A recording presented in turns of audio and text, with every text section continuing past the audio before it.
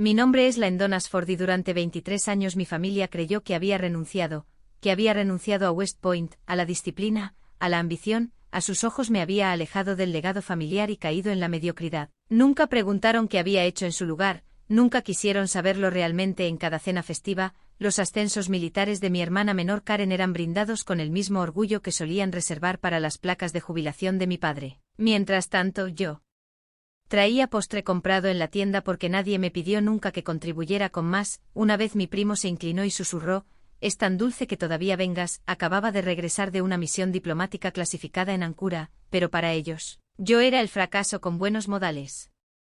Cuando cumplí 35 años dejé de esperar que me vieran, cuando cumplí 40 dejé de verlos y sin embargo, el mes pasado me presenté a la ceremonia de ascenso de Karen por cortesía. No vine para ver si todavía fingirían que yo no era nadie. Vestía una blusa suave y pantalones de vestir, lo suficientemente civil como para pasar desapercibida, lo suficientemente tranquila como para desaparecer, pero no desaparecí. A mitad de la reunión, entró un comandante superior, General Merrill.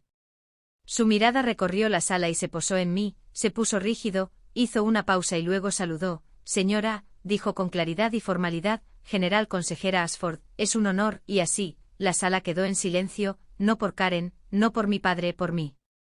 Nací en Colorado Springs en una casa donde el rango venía antes que la calidez y el silencio era sinónimo de aprobación. Mi padre, Everett Ashford, se retiró como teniente coronel del Cuerpo de Señales del Ejército. Mi madre, Lene, era una paramédica de campo convertida en instructora clínica que nos crió con disciplina de triaje.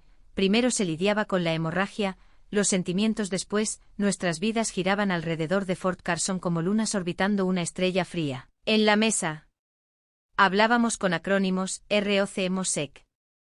Desde el momento en que pude caminar, se esperaba que me mantuviera erguida y me ganara mi lugar en el linaje Ashford. A los 18 años ingresé a West Point, solo eso debería haberlos enorgullecido, pero el orgullo en mi familia tenía un precio. Visibilidad, tenías que ganar públicamente, usar tus medallas, publicar las fotos. Cuando me fui después de mi primer año sin una palabra ni un diploma, asumieron que me había derrumbado bajo presión. Ninguno de ellos preguntó por qué, la verdad nunca sé. Me ocurrió contarla, no había fallado, había sido reclutada discretamente y de forma extraoficial para un programa estratégico conjunto que operaba fuera de los rangos oficiales. Era el tipo de autorización que no venía con una ceremonia. Firmabas un documento, desaparecías en un entrenamiento y reaparecías con un alias, una tarea y sin fecha de caducidad. Me había convertido en parte del programa conjunto de análisis estratégico, SAP, técnicamente civil, funcionalmente equivalente a la inteligencia militar. Mi trabajo era modelar riesgos antes de que se convirtieran en guerras, construir marcos de defensa 2 pasos por delante de la política convencional. Cada victoria que tuve fue invisible porque se suponía que debía serlo. Mis padres nunca lo supieron, asumieron que terminé en algún trabajo de escritorio administrativo. Una vez en una reunión familiar, mi padre le dijo a un viejo amigo: «Karen está haciendo un trabajo real, con las botas puestas», y añadió: «Lyndon, bueno, está en Washington en algún lugar, creo que hace buenas presentaciones de PowerPoint». Yo estaba a 3 metros de distancia y no lo corregí. ¿Qué diría? ¿Que su hija había asesorado al mando de la OTAN sobre la estabilización postconflicto en Georgia? ¿Que había aprobado una operación de redirección de desinformación que evitó que un convoy aliado fuera objetivo? Las paredes de esa casa no resonaban con la verdad, solo amplificaban lo que la gente quería escuchar. Karen, 5 años menor, siempre había sido la estrella, tenía la versión pulida y brillante de la carrera que nunca pude mostrar, comisionada con honores, desplegada, ascendida según lo programado y buena en ello también, equilibrada, fotogénica, disciplinada, les facilitó olvidarme. A lo largo de los años envié regalos, flores de cumpleaños para mi madre, bourbon para mi padre, una contribución al fondo universitario para la hija de Karen. Ninguno fue reconocido. Una prima una vez se le escapó y me dijo que mi nombre ya no se pronunciaba porque incomodaba a mamá. Esa misma prima también me envió una foto una vez, de una reunión familiar en nuestra vieja cabaña. Yo había estado en la toma original. En la versión que me envió, me habían recortado para equilibrar el encuadre. Dijo ella: «Guardé el original no porque me doliera, sino porque me recordaba el momento preciso en que me convertí en un fantasma». Aún así, observaba desde lejos, supe cuando Karen ascendió a capitana. Vi el lanzamiento de los DVD cuando dio un discurso de moral a su unidad en Djibouti. Incluso reconocí una frase en su discurso, una que yo había acuñado en un memorándum de estrategia 2 años antes. Ella no sabía que la escucharía o tal vez sí y no le importó, nunca dejé de servir, simplemente. Dejé de ir a casa hasta que llegó la llamada, era mediados de octubre, el cielo en DC estaba quebradizo con viento seco y hojas naranjas. Acababa de terminar una consulta conjunta con el Comando de Simulación de Defensa cuando mi teléfono se iluminó con un nombre que no había visto en años, mamá. Lo miré durante 3 timbrazos completos antes de contestar, su voz era tan seca como siempre. Karen será ascendida la próxima semana, teniente coronel, las ceremonias son en Fort Carson, deberías venir. Hubo una pausa, no hubo ¿cómo estás? Ni significaría mucho, solo, no uses nada raro y no hagas que se trate de ti, dije, estaré allí. No fui en busca de un cierre, fui a probar algo más silencioso, si podía entrar en esa casa, ocupar espacio y ya no inmutarme por el sonido de mi propio nombre. Esa noche abrí el armario, doblado en la parte de atrás, todavía crujiente con el plástico de la tintorería, estaba el uniforme que nunca había usado públicamente, no el militar, el nuestro era diferente, más elegante, sin insignias, codificado por función, no lo empaqué en su lugar, elegí una blusa gris carbón, pantalones de vestir planchados, tacones bajos, civil, como ellos pensaban que era, que vieran lo que habían borrado. En el camino no ensayé nada, ningún discurso, ninguna confrontación, solo silencio y carretera abierta. Llegué 1 hora antes de la cena, nadie me saludó, el porche delantero estaba impecablemente limpio, la bandera colgaba como siempre lo había hecho, llamé a la puerta y luego entré. Mi madre estaba acomodando las tarjetas de lugar en la mesa sin levantar la vista y dijo, cámbiate la camisa, estás sentada al lado de Karen, solo no interrumpas nada mañana. No hubo hola, ni bienvenida a casa, solo órdenes, como si nunca me hubiera ido. El comedor no había cambiado, las mismas paredes con paneles de madera, la misma foto enmarcada en latón de Karen recibiendo su insignia de capitana centrada sobre la chimenea. Mi padre apareció momentos después con su habitual polo planchado y su corte de pelo reglamentario, a pesar de estar jubilado, me dio un firme asentimiento, un gesto que se sintió más como un empujón para que obedeciera. Lo lograste, dijo. Sus ojos ya me pasaban por alto hacia la habitación más allá, sin sonrisa, sin preguntas, solo la confirmación de su presencia como si marcara un nombre en una lista. La cena previa a la ceremonia no fue grande, solo la familia, algunos colegas cercanos de Karen y un teniente que recordaba vagamente de una tarjeta de Navidad, me sentaron en el extremo de la mesa, junto a una vecina que me seguía llamando Lauren. No la corregí, Karen hizo su entrada como una reina del baile de bienvenida, con su uniforme de gala azul, su uniforme era impecable, las barras relucientes, cada cinta meticulosamente colocada, flotó de invitado en invitado, besando mejillas, aceptando cumplidos con una risa sin esfuerzo que sonaba ensayada. Era el tipo de oficial que a la prensa le gustaba fotografiar, accesible, serena, con marca para relaciones públicas. Cuando llegó a mi extremo de la mesa, me hizo un ligero gesto con una mano impecablemente cuidada. Ella es mi hermana, dijo, empezó en West Point, pero luego cambió, y añadió, ahora trabaja en administración, creo, algo en Washington. Una risa educada se extendió por la mesa, la tragué a medio camino en la garganta. La vecina se inclinó de nuevo. Eso sigue siendo agradable, dijo, mejor que nada, mejor que nada. Sonreí solo con los labios, claro, respondí y luego tomé otro bocado del postre de natillas que habían servido frío en pequeñas copas de cristal, dulce e insípido, anónimo, como la mayoría de las cosas destinadas a complacer. Sin destacar, mi padre brindó por el ascenso de Karen, por el servicio, por la disciplina y por las hijas que perseveran. Levanté mi copa, no la bebí. Cuando se retiraron los platos, Karen se puso de pie para dar un breve discurso previo. Golpeó ligeramente su tenedor contra su vaso, lo suficiente como para llamar la atención sin parecer arrogante. He estado reflexionando, dijo, sobre cómo el ejército me enseñó que irse no siempre es fortaleza, a veces es rendición. Hubo asentimientos.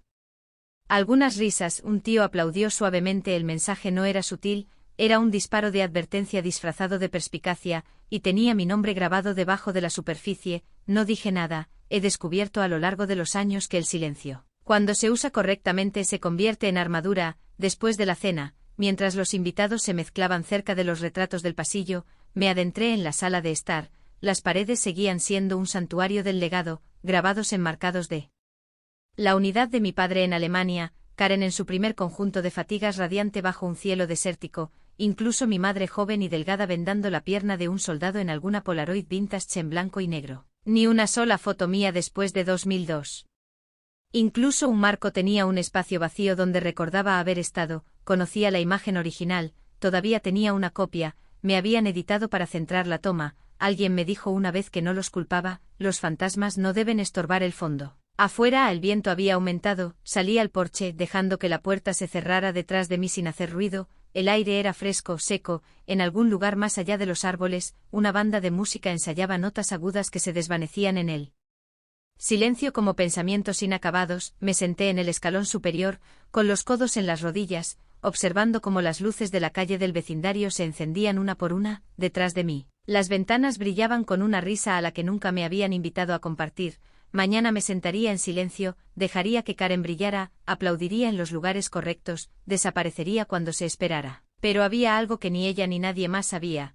La verdad no necesita una invitación para llegar, aparece sin previo aviso y espera pacientemente a que la sala deje de hablar. El auditorio de Fort Carson era una catedral de latón y orden, banderas alineaban las paredes, sillas plegables dispuestas en filas perfectas. Cada asiento estaba etiquetado con rango y relación. Familia asignada, familia no asignada, invitados distinguidos. Me colocaron 3 filas desde atrás entre la esposa de un oficial subalterno y la sobrina adolescente de alguien que no paraba de revisar Instagram. Debajo del folleto del programa. Karen se paró en el podio con el uniforme de gala completo, postura rígida y ensayada, su cabello estaba cuidadosamente recogido, sus botas pulidas a la perfección, parecía cada centímetro la oficial en ascenso y lo sabía, el discurso estaba pulido. Habló de deber, de lealtad, de sacrificio, luego vino la línea punzante pronunciada con una suavidad calculada, y en nuestras carreras aprendemos a reconocer quién realmente honra el uniforme y quién se apartó de él. No sentí la necesidad de inmutarme, las palabras no me sorprendieron, había vivido bajo ellas durante décadas, pero luego, justo cuando giraba la página de sus notas, la puerta del auditorio se abrió con un crujido, un silencio tranquilo invadió la sala. Un hombre de uniforme oscuro entró alto, de cabello plateado con el tipo de quietud que hace que los demás se enderecen sin darse cuenta, el general Nathaniel Merrill. Su presencia cambió el aire incluso antes de que hablara, escaneó las filas con una mirada experimentada y luego se detuvo en mí y su espalda se enderezó aún más, caminó sin prisa pero con determinación por el pasillo,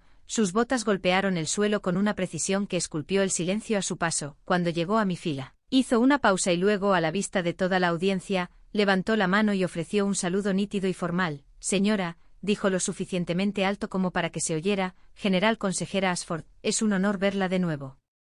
La sala no solo se silenció, se congeló, la voz de Karen vaciló. La siguiente tarjeta de notas tembló en su mano, mi madre, sentada al frente, dejó caer su vaso de agua, el fuerte golpe resonó como un disparo de rifle. Mi padre se levantó a medias y luego se sentó lentamente, su rostro ilegible, a mi alrededor, las cabezas se giraron, los susurros florecieron como pájaros asustados, dijo general consejera. ¿Es ella? Creí que se había ido después de West Point, me puse de pie lentamente no para aplaudir, sino por respeto, devolví el saludo. General Merrill, respondí con voz firme, siempre es un privilegio. Por el rabillo del ojo vi a un capitán en la primera fila inclinarse hacia su compañero y susurrar, esa es la de los ejercicios de Estonia, pensé que era solo un mito. Karen intentó continuar, su boca se movía, sus ojos se agitaban, pero el ritmo se había roto, el foco de atención se había desplazado, involuntaria e innegablemente por primera vez en esa sala, la gente ya no la miraba a ella, me miraban a mí. La ceremonia terminó no con una ovación de pie, sino con una ola de aplausos educada y confusa, del tipo que se da cuando no está seguro de quién acaba de ganar algo. Fuera del pasillo, mientras la gente se reunía para fotos y felicitaciones, me quedé cerca de la salida lateral con las manos cruzadas. Karen me encontró rápidamente, sus tacones golpearon el concreto con más fuerza que gracia. Me dejaste subir y así, siseó, la miré a los ojos, así como una tonta, no dijiste nada, me hiciste quedar como, te hice quedar exactamente como eres, dije con calma, y tú dejaste claro lo que pensabas que yo era, simplemente me quedé quieta. La verdad la conmovió, su mandíbula se tensó, parpadeó rápidamente, su voz más débil ahora, ese era el plan.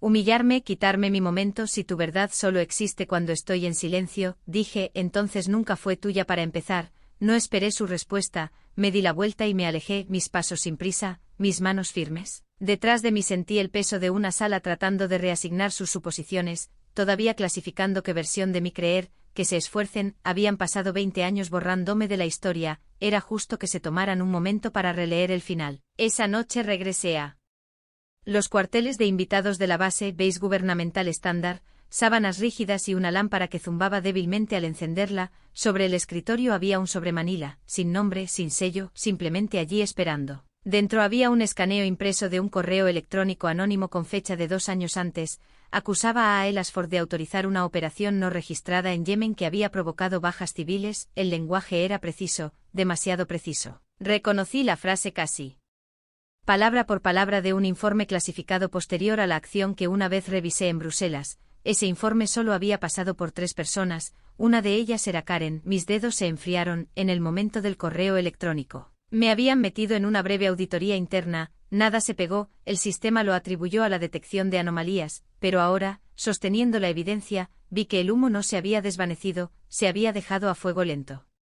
Más tarde esa noche encontré a Karen afuera del club de oficiales, teléfono en mano, copa de vino en la otra. No levanté la voz, simplemente sostuve la página. ¿Enviaste esto? Ella se quedó mirando, sus ojos fijos en las líneas como si pudieran desaparecer. Luego en voz baja, sí. ¿Por qué? Su sonrisa se desvaneció, exhaló, porque no se suponía que ibas a ganar. No dije nada. Ella continuó, su voz ahora quebrada. Te fuiste, desapareciste, y aún así hablaban de ti, incluso cuando no estabas. Hice todo bien y aún así era la segunda. Sus palabras no eran crueles, estaban fracturadas, familiares. Asentí una vez. ¿Te das cuenta de que filtrar información de inteligencia es un delito federal? No quise filtrar información, solo duda. La miré. Mi hermana, mi sombra. Lo plantaste en mí hace mucho tiempo, simplemente nunca lo dejé crecer.